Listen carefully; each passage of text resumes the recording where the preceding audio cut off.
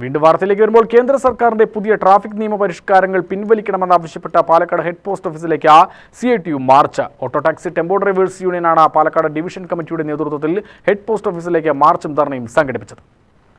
കേന്ദ്ര സർക്കാരിന്റെ പുതിയ ട്രാഫിക് നിയമങ്ങൾക്കെതിരെയും വാഹനങ്ങളുടെ പെർമിറ്റും ഡ്രൈവർമാരുടെ ലൈസൻസും സസ്പെൻഡ് ചെയ്യുന്ന നടപടികൾ പിൻവലിക്കണമെന്നും ആവശ്യപ്പെട്ടായിരുന്നു മാർച്ച്.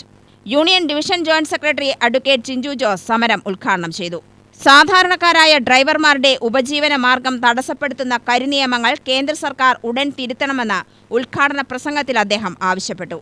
തൊഴിലാളികളെ എപ്പോഴാണെങ്കിലും ജോലിയിൽ നിന്നും പിരിച്ചുവിടാൻ പറ്റുന്ന രീതിയിലേക്ക് മുതലാളിമാർക്ക്, കോർപ്പറേറ്റ് മുതലാളിമാർക്ക് വിട്ടുപണി ചെയ്യുന്ന കേന്ദ്ര ഗവൺമെന്റായി രാജ്യം ഭരിക്കുന്ന ഈ BJP ഗവൺമെന്റ് മാറിയിരിക്കുന്ന സ്ഥിതിവിശേഷമാണ്.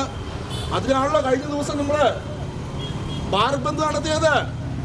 പണിമുടക്ക് സംഘടിപ്പിച്ചല്ലോ തൊഴിലാളികൾ.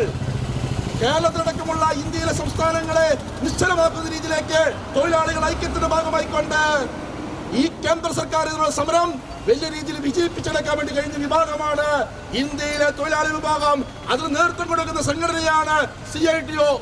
ആ CITU സംഘടനയാണ് പറയുന്നത്, ഇത്തരത്തിൽ മോട്ടോർ വാഹന മേഖലയെ തകർക്കുന്ന രീതിയിലേക്ക് കേന്ദ്രങ്ങൾ നിയമമുണ്ടാക്കുമ്പോൾ അതിനെതിരെ ജനവിരോധം ജനത്തിന് പ്രതിഷേധിക്കാനുള്ള അവകാശമുണ്ട്. ആ പ്രതിഷേധമായി കൊണ്ടാണ് ഇന്ന് കേരളത്തിലെ മുഴുവൻ ഡിവിഷൻ കേന്ദ്രങ്ങളിലേക്കും CITU ഓട്ടോ ടാക്സി മേഖലയിൽ നിന്നും ഇത്തരത്തിൽ സമരം സംഘടിപ്പിച്ചിട്ടുള്ളത്.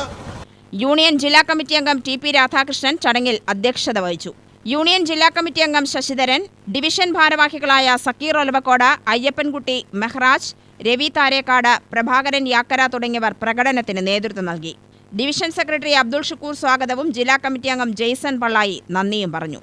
UTV news, Palakkad.